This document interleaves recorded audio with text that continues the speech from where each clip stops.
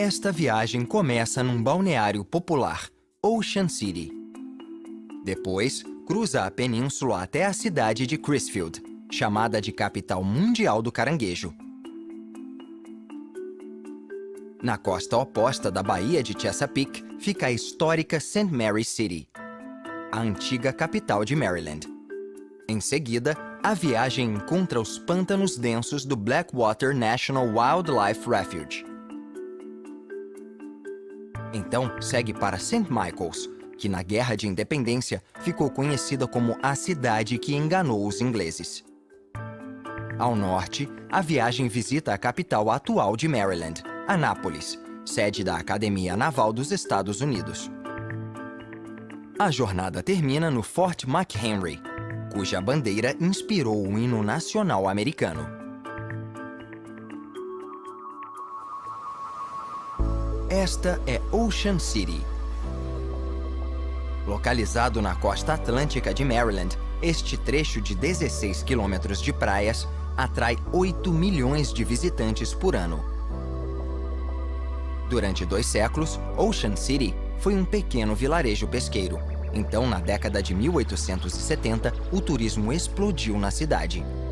Chalés e pousadas logo passaram a margear as praias, mas a maioria das construções antigas foi destruída por furacões ou incêndios. No entanto, nem todos esses fenômenos naturais foram prejudiciais à cidade. Uma enorme tempestade em 1933 abriu uma das praias e criou uma enseada nova. Isso aumentou o número de oportunidades imobiliárias e recreativas e transformou Ocean City em um paraíso para a pesca esportiva. Para se divertir sem se molhar, o Trimpers Rides and Amusements Park oferece brinquedos e atrações para os turistas desde 1912. O calçadão da cidade foi construído por 3 proprietários de hotéis em 1900. E hoje tem 4 quilômetros de hotéis, lojas e restaurantes modernos. A viagem deixa a agitação de Ocean City e segue para a beleza tranquila do Assateague Island National Seashore. Este ecossistema protegido é composto por mais de 65 quilômetros de praias de areia branca. Estas ilhas são um local vital de descanso e alimentação para 320 mil espécies de aves migratórias. O próximo destino da viagem costuma ser chamado de capital mundial do caranguejo. É Crisfield. Famosa pelo raro siri azul, a cidade é um importante fornecedor de frutos do mar há muito tempo. Em 1854, uma pesquisa oficial descobriu um grande número de campos de ostras nas águas próximas à costa da região. Por isso, quando a ferrovia foi terminada 12 anos depois, a economia de Crisfield mudou por causa dos novos mercados que havia adquirido. Crisfield se tornou a maior produtora de ostras dos Estados Unidos e, em 1904, passou a ser a segunda maior cidade de Maryland. Para permitir uma maior expansão, conchas de ostras esmagadas e compactadas foram usadas para aterrar os pântanos da cidade. Grandes áreas construídas sobre estas fundações artificiais ainda existem. Em 1910, na época do auge econômico, a autoridade portuária da cidade tinha uma lista de navios maior do que a de qualquer outro porto americano. A pequena enseada era muito popular entre os marinheiros porque oferecia proteção contra tempestades. A 16 quilômetros da costa, fica outra região famosa pela beleza rara e pela abundância de animais marinhos. Smith Island é um arquipélago pantanoso de 3.200 hectares. O vilarejo pesqueiro de Ewell, fundado há 400 anos, fica no norte da ilha e é a maior das 3 cidades de Smith Island. Sua população permanente é de apenas 240 habitantes e só é possível chegar até ele de balsa. Smith Island é a única ilha habitada de Maryland. Apesar do acesso limitado, um enorme mercado turístico vem surgindo nos últimos anos na pequena comunidade isolada. 5.000 pessoas visitam a ilha todos os anos, especialmente na temporada de pesca do caranguejo, o que exigiu certa adaptação dos moradores. Os turistas são atraídos pela beleza natural e pelos pequenos vilarejos charmosos da ilha. Como várias gerações de pescadores vêm fazendo, agora a viagem segue para o coração da Baía de Chesapeake. O impacto de um cometa, geleiras e outras atividades geológicas ocorridas durante milhares de anos esculpiram as vastas enseadas e penínsulas da baía. Em um trecho de terra, ladeado pela baía e pelo rio Potomac, a viagem encontra o Point Lookout State Park.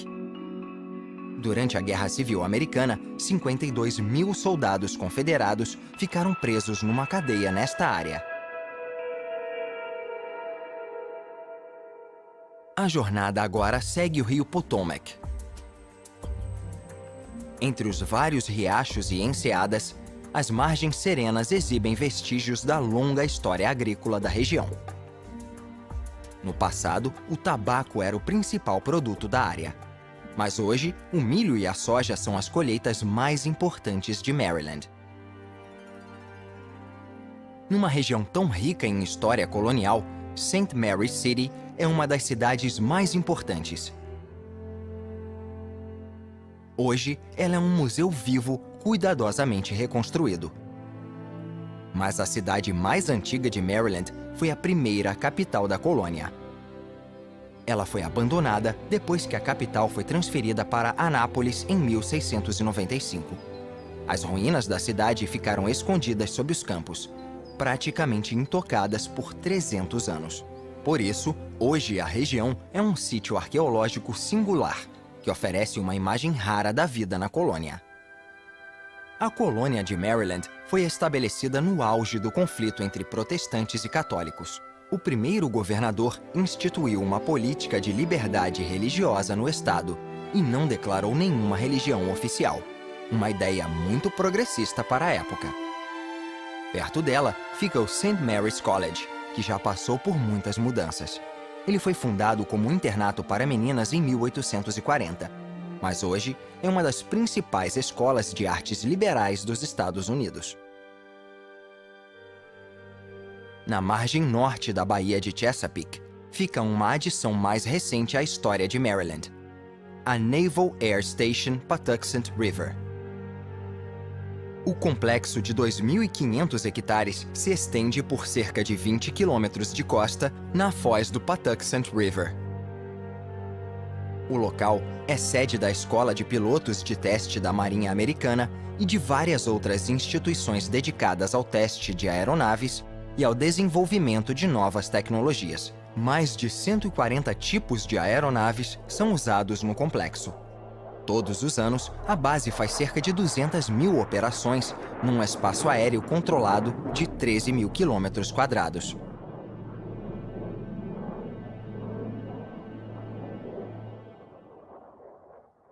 Apesar do barulho ocasional dos jatos que sobrevoam a região, as praias de Chesapeake hoje são repletas de casas e bairros tranquilos.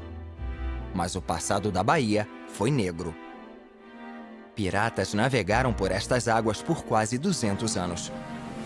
O primeiro ataque pirata registrado ocorreu em 1635, e os navios continuaram assustando a região nos séculos 17 e 18.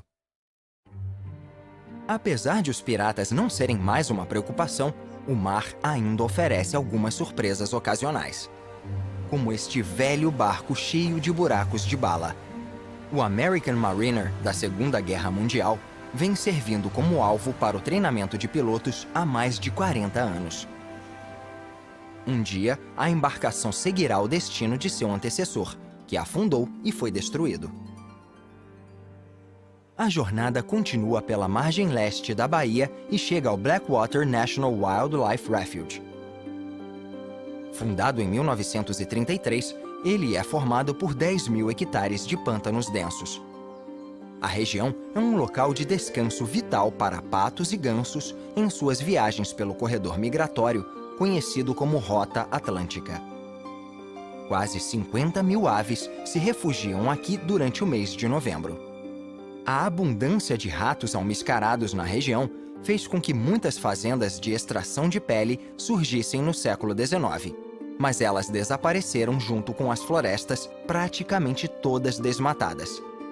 Hoje, existe um esforço para plantar novas árvores e reflorestar a área. Apesar de o pântano ser atualmente um refúgio para a vida selvagem, ele já teve uma função ainda mais importante: a de proteger escravos fugidos.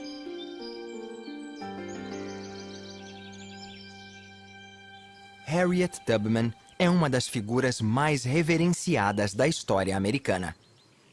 Ela nasceu numa propriedade escravocrata na região dos pântanos de Blackwater em 1822 e fugiu de seu proprietário aos 27 anos.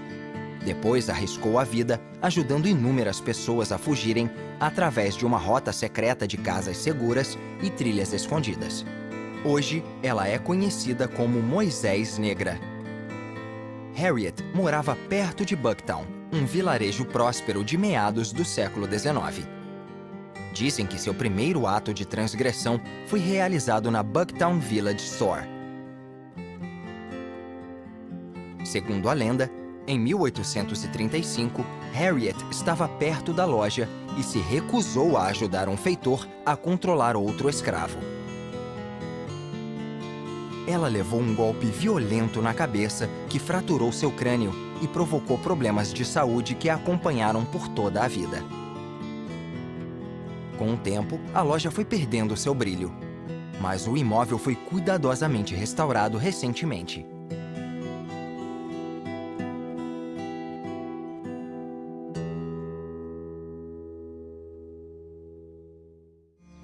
A vida na Baía de Chesapeake sempre foi influenciada pelo mar aberto e pela enorme rede de 100 mil rios e riachos que formam a bacia hidrográfica da região. Ela se estende por 165 mil quilômetros quadrados, englobando 6 estados diferentes. Além de ser um ecossistema extremamente mutável, ele também sofreu muita influência das atividades humanas. A descoberta de ferramentas de 10 mil anos de idade no leito marinho sugere que a região um dia foi formada por terra seca e habitada por nativos americanos. No entanto, quando chegaram 400 anos atrás, os colonos europeus trouxeram práticas agrícolas que exigiam o desmatamento de grandes áreas de vegetação densa. Isso não apenas deixou a costa vulnerável à erosão, mas também permitiu o escoamento da água de terrenos mais altos, o que ameaçou muitos pântanos e rios. Hoje, cerca de 2.000 quilômetros do litoral da Baía de Chesapeake estão sujeitos à erosão, e outros 5.000 quilômetros podem estar em risco. Os habitats criados pelos pântanos entre a água e a área seca também foram afetados pela agricultura. Estima-se que metade dos pântanos de Maryland tenha sido perdida, especialmente por causa da drenagem para uso na agricultura. O aumento da conscientização nos últimos 30 anos provocou o surgimento de esforços do governo e de ONGs. Hoje, uma série de medidas de controle da erosão tem sido tomada para proteger as áreas de risco.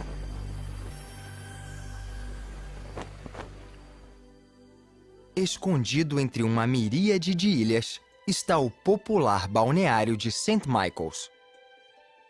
É um resort calmo e tranquilo, mas a cidade costumava ser um posto de troca movimentado para produtores de tabaco e de pele em meados do século XVII. St. Michaels é um dos lugares favoritos dos apaixonados por barcos. Inclusive, uma das atrações mais populares da cidade é o Museu Marítimo da Baía de Chesapeake. O acervo de 85 embarcações é um dos maiores e mais importantes do mundo. O museu também controla o Hooper Strait Lighthouse, construído em 1879. Durante os séculos XVIII e XIX, a economia de St. Michaels dependeu da fabricação de navios e do processamento de frutos do mar, mas o turismo passou a ser a principal indústria da cidade nos anos 80. Cerca de 100 mil pessoas visitam St. Michaels todos os anos para relaxar e conhecer sua rica história. Mas o evento mais célebre do local aconteceu durante a Guerra Anglo-Americana de 1812. Antecipando um ataque, os moradores de St. Michael's penduraram lanternas em árvores distantes da cidade, o que fez com que os ingleses errassem os tiros. Desde então, o local é chamado de A Cidade que Enganou os Ingleses. As viagens marítimas sempre fizeram parte da vida na cidade. E as águas eram o único meio de chegar até ela. Isso até que a primeira Chesapeake Bay Bridge fosse construída. Quando foi inaugurada em 1952, a travessia de 6,5 km era a maior estrutura de aço do mundo construída sobre a água. Em 1956, mais de 1 milhão de carros cruzaram a travessia. Mas à medida que o tráfego aumentava, ficou claro que outra ponte seria necessária. Uma segunda travessia foi inaugurada em 1973, e nos anos 90, cerca de 20 milhões de carros já viajavam pela estrutura dupla todos os anos. No início do século XX, a ponte ainda era um sonho distante. A especulação sobre a construção começou na década de 1880, mas o primeiro relatório oficial só foi encomendado em 1907. Com o passar dos anos, sempre que o projeto era iniciado, algum imprevisto o impedia. A queda da Bolsa em 1929 e o início da Segunda Guerra Mundial causaram atrasos significativos. Quando a pressão sobre o governo do estado aumentou em 1947, o departamento responsável pelas estradas recebeu permissão para construir este elo vital. Hoje, a cada hora, cerca de 1.500 veículos passam em cada faixa da ponte. Uma das pontes costuma ser fechada em um domingo de maio para a caminhada anual pela Chesapeake Bay Bridge. Para celebrar o maior projeto de construção da história de Maryland, pedestres são convidados a caminhar 6,5 km por esta maravilha da engenharia e observar a vista espetacular da baía. O próximo destino da viagem é a cidade de Anápolis. Ela tem a honra de ser a base para duas das maiores instituições do estado. Esta é a Academia Naval dos Estados Unidos. As primeiras aulas da instituição foram ministradas em 1845, quando o local ainda era um pequeno posto do exército.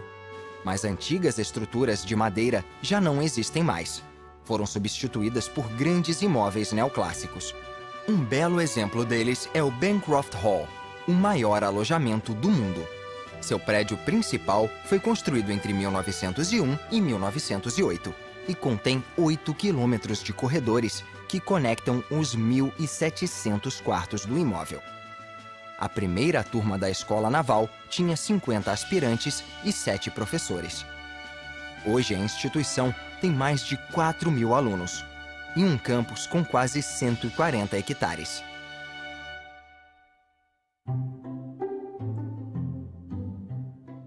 A algumas quadras da escola fica a segunda grande instituição da cidade, a State House, sede do governo de Maryland.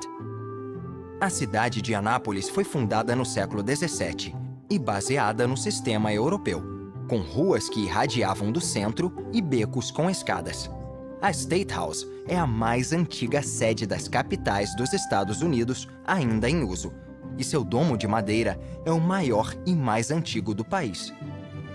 A construção do imóvel começou em 1772, mas sofreu vários atrasos por causa da Guerra de Independência e de pelo menos um furacão.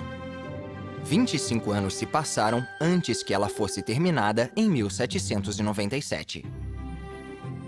Hoje o complexo contém 26 imóveis e inclui a Government House.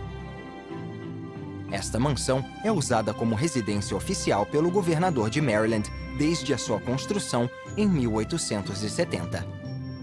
Ela foi projetada para ter a aparência de uma casa de campo georgiana, o estilo da moda na época. Ao sul, a viagem descobre um tipo de história diferente. Esta construção pode não ser tão pitoresca quanto a anterior, mas a influência da Bethlehem Steel Corporation no passado de Maryland é extremamente importante. Ela já foi a segunda maior siderúrgica dos Estados Unidos. Situada na margem esquerda da Baía de Chesapeake, ao lado do Patapsco River, a região foi escolhida por sua localização estratégica, próxima de vários cruzamentos ferroviários. No início da década de 1860, a construção de ferrovias continuava em expansão, e a usina foi criada para suprir a demanda crescente por dormentes. As vendas continuaram a crescer durante a primeira metade do século XX. Contratos de construção urbana e militar levaram a empresa ao sucesso. Quando os Estados Unidos entraram na Primeira Guerra Mundial, a Bethlehem Steel já era a terceira indústria do país. Mas os problemas acabaram aparecendo. Depois de quase um século de produção de aço, uma longa greve de funcionários no fim dos anos 50 abriu as portas para a competição estrangeira. A companhia nunca se recuperou totalmente. Seu crescimento diminuiu nos anos 60 e, em 1980, ela foi forçada a realizar demissões em massa. Nesta usina, apenas a fundição continua operando. O vazio econômico deixado pela queda deste gigante industrial foi sentido em toda a região. A viagem continua e chega a uma região mais saudável economicamente, o Porto de Baltimore. Ele é o porto mais agitado da costa do Atlântico Norte, com cerca de 37 movimentos de contêineres por hora, e está entre os 15 maiores portos desse tipo nos Estados Unidos. 300 anos se passaram desde que Baltimore começou a exportar tabaco, trigo e farinha. Os negócios ficaram menos movimentados nos anos 80, mas vem crescendo de forma significativa nos últimos anos. Este porto é mais uma prova de como Maryland confia no mar para garantir sua prosperidade econômica. Por fim, nenhuma visita à Baía de Chesapeake ficaria completa sem uma passagem pelo Fort McHenry, um dos melhores exemplos de fortificação litorânea antiga dos Estados Unidos. Inaugurado no início do século XIX, o forte costuma ser associado a um acontecimento da Guerra Anglo-Americana. Enquanto a cidade se preparava para um ataque iminente, o oficial responsável pelo forte pediu uma bandeira tão grande que os ingleses a veriam de longe. O desejo do oficial foi realizado. A enorme bandeira que flamulou sobre o Forte McHenry tinha 9 metros de altura e 13 de comprimento. O bombardeio ao forte começou em 13 de setembro de 1814. Um jovem advogado e poeta, Francis Scott Key, testemunhou o ataque de um navio aportado perto dali. Quando o sol surgiu no horizonte, o jovem ficou tão emocionado com a imagem da enorme bandeira flamulando que decidiu escrever sobre o que vira. O poema chamado Defense of Fort McHenry depois ganhou o nome de The Star-Spangled Banner e foi musicado. Mais de um século depois de composto, em 1931, ele foi adotado oficialmente como hino nacional americano. Todos os dias, uma réplica da bandeira é hasteada em honra às faixas largas e às estrelas brilhantes que emocionaram o jovem poeta que acabou inspirando uma nação. É o lugar perfeito para encerrar esta jornada.